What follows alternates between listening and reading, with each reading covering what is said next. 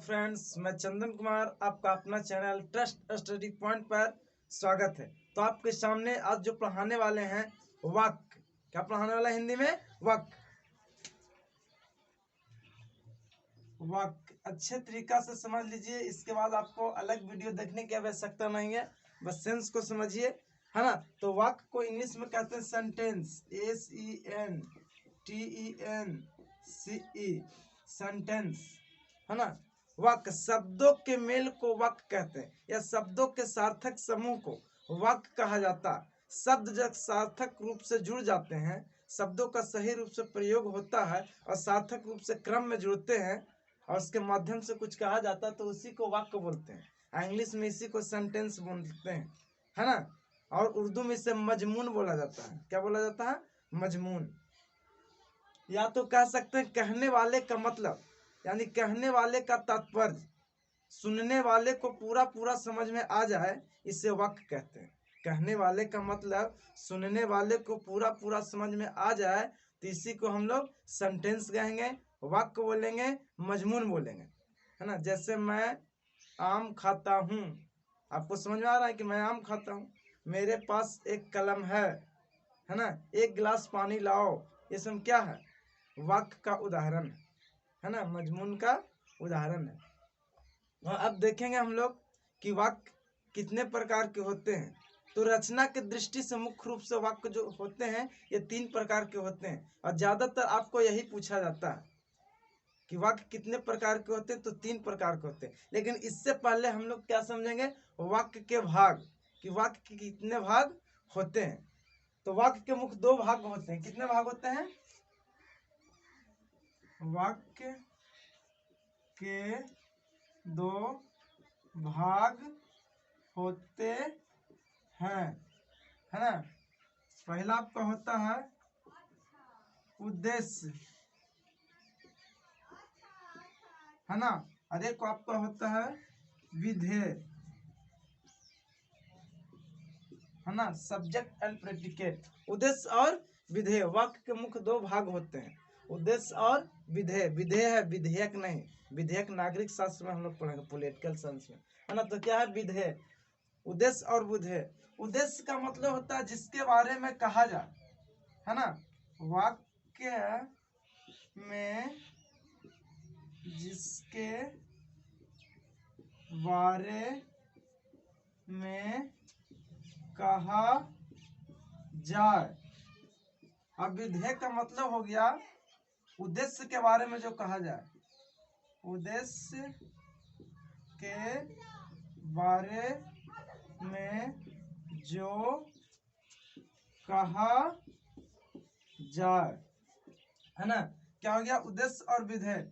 जो वाक्य में जिसके बारे में कुछ कहा जाता है, जो हम वाक्य बोल रहे हैं जिसके बारे में कुछ कहा जाए, तो उसे उद्देश्य कहते हैं। क्या बोलते हैं? उद्देश्य। और उद्देश्य के बारे में जो कहा जाए उसे विधेय बोलते हैं। जैसे एक हम एग्जाम्पल के माध्यम से आपको समझाते हैं। जैसे हो गया राम आम खाता है ना। ये एक वाक्य हुआ। क्या हुआ? राम आम खाता है, एक वाक्य हो गया। इस वाक्य में 2 भाग हैं, 2 पार्ट हैं। एक है राम, इसको बोलेंगे हम लोग उद्देश्य, उद्देश्य, है ना। वाक्य में किसके बारे में कहा जा रहा है? तो राम के बारे में कहा जा रहा है ना। इसके बाद जितना भी सभी बच गए ये सारे, आम खाता है, क्या हो गया? विधेय। क्या कहेंगे इसको? विधेय। यानी कि उद्देश्य के बारे में जो कहा जा रहा था ये विधेय है। अब तो समझ गए होंगे भली भांति कि उद्देश्य और विधेय क्या है ना। तो वाक्य में जिसके बारे में कहा जाए उद्देश्य हो गया, और उद्देश्य के बारे में जो बोला जाए उसे विधेय कहते हैं। अब हम लोग देखें वाक्य के भेद, है ना, है ना। क्या हो गया? विधेय से लिखा गया था ना, सॉरी। तो अब क्या लिखेंगे हम लोग? वाक्य के कितने भेद होते हैं? तो रचना के दृष्टि से वाक्य के 3 भेद होते हैं। रचना के दृष्टि से वाक्य के कितने भेद होते हैं? तो वाक्य के मुख्य 3 भेद होते हैं। फर्स्ट ऑफ ऑल, सरल वाक्य। सेकेंड मिश्र वाक्य। अगला संयुक्त या यौगिक भी बोल सकते हैं, यौगिक वाक्य। ऐसे यूज ज्यादातर होता है संयुक्त वाक्य, है ना। तो रचना के दृष्टि से वाक्य के कितने भेद होते हैं? तो रचना के दृष्टि से वाक्य के मुख्य कितने भेद हैं? 3 भेद होते हैं, सरल वाक्य, मिश्र वाक्य और संयुक्त या यौगिक वाक्य। तो हम लोग जितने भी वाक्य को बोलते हैं एक सेंटेंस के माध्यम से, तो ये 3 ही में से हम लोग बोलते हैं। क्या बोलते हैं? इसी 3 में से, है ना। खाली शब्द के प्रयोग से हम लोग बात नहीं कर सकते हैं, उसमें वाक्य होना जरूरी है। शब्दों का पैटर्न को हम लोग यूज करेंगे, शब्द जोड़ेंगे तो ही वाक्य का निर्माण होगा। जैसे एक अगला आदमी है, बोले कलम, तो कलम क्या, हम कुछ कहेंगे तब ना कलम लाएगा जी, समझेगा। हाँ कलम लाइए, तो ये वाक्य हो गया। वो कहेगा कलम, तो कलम कुछ, कलम कुछ नहीं। तो कुछ कहेंगे या कुछ उसके बारे में बोलेंगे, तब वो बच्चा को समझ में आएगा कि हाँ ये कलम के बारे में या तो मांग रहे हैं या किसी को देने कह रहे हैं। तो वाक्य बहुत जरूरी है, जीवन में वाक्य का महत्व है ना। तो सरल वाक्य, वैसे वाक्य जिसमें मात्र एक ही क्रिया निहित हो, वैसे वाक्य जिसमें एक ही क्रिया हो उसे सरल या तो साधारण वाक्य कहते हैं, सिंपल सेंटेंस बोलते हैं, है ना। जैसे राम खाता है, राम खाता है। तुम जाते हो, तुम जाते हो, हाँ एक ही क्रिया। खाना, जाना क्या है? एक क्रिया जिसमें उसे सरल वाक्य कहते हैं, सुनने में ही सरल हो, है ना, सिंपल हो, इसे सरल वाक्य कहेंगे। नेक्स्ट आपका क्या है? मिश्र वाक्य, है ना। मिश्र वाक्य का मतलब हो गया कि वैसे वाक्य जिसमें एक सरल वाक्य के अलावा कोई अंश वाक्य हो। क्या हो? सरल वाक्य के अलावा जिस वाक्य में कोई अंश वाक्य हो उसे कौन सा वाक्य कहेंगे? मिश्र वाक्य कहेंगे, है ना। कौन सा वाक्य कहेंगे? मिश्र वाक्य कहेंगे। जैसे आप लिख सकते हैं, मैं यह जानता हूं कि यह काम आपसे नहीं होगा, आपसे नहीं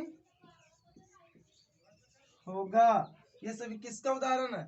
मैं यह जानता हूं कि यह काम आपसे नहीं होगा, मिश्र वाक्य का उदाहरण है। वह कौन आदमी है, वह कौन आदमी है जो महात्मा गांधी जी को भारत में नहीं जानता? वह कौन आदमी है जो महात्मा गांधी को भारत में नहीं जानता? ये सभी क्या है? मिश्र वाक्य का उदाहरण है। सही क्या है? मिश्र वाक्य का उदाहरण है। वैसे वाक्य जिसमें सरल वाक्य के अलावा कोई अंश वाक्य हो उसे क्या कहेंगे? मिश्र वाक्य। नेक्स्ट हम लोग देखेंगे संयुक्त वाक्य। कौन सा है? संयुक्त। संयुक्त के मतलब सब जुड़ा हुआ, है ना। संयुक्त नाम से ही स्पष्ट हो रहा, नाम मात्र से ही ऐसा ज्ञात हो रहा है कि जुड़ा हुआ। तो संयुक्त वाक्य वैसे वाक्य जिसमें सरल और मिश्र वाक्य का जो जोड़ हो। सरल और मिश्र वाक्य दोनों एक जुड़ते हैं, जो अव्यय शब्दों से जुड़ते हैं, जिसमें और, परंतु, लेकिन वगैरह वगैरह अव्यय शब्द प्रयोग होंगे, उसे क्या कहेंगे? संयुक्त वाक्य। दोनों एक दूसरे से अव्यय शब्दों से जुड़ते हैं, तो इसे हम लोग संयुक्त वाक्य कहते हैं। जैसे आपको हम बता सकते हैं, उसकी आंखें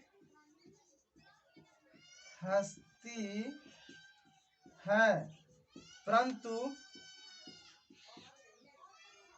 वह हृदय से, है ना, रोता है। हृदय से रोता है। क्या है? उसकी आंखें हंसती है परंतु वह हृदय से रोता है ना। और भी बोल सकते हैं, मैं खाकर सोया कि पेट में इतना दर्द हो गया कि मैं बेहोश हो गया। मैं खाकर सोया और सोने के बाद मेरे पेट में इतना दर्द हुआ कि मैं बेहोश हो गया। और परंतु भी कुछ ला सकते हैं, इसमें जोड़ सकते हैं। ये सारे वाक्य किसका उदाहरण है? ये सारे वाक्य जो हैं संयुक्त वाक्य का उदाहरण है। किसका उदाहरण? तो आप अच्छे से स्क्रीनशॉट ले लीजिए, है ना। मैं खाकर सोया कि पेट में दर्द आरंभ हो गई और इतना दर्द हो गया कि मैं बेहोश पड़ गया। कुछ भी सोच समझ के बोल सकते हैं। तो आप स्क्रीनशॉट ले लीजिए, बाकी नेक्स्ट वीडियो में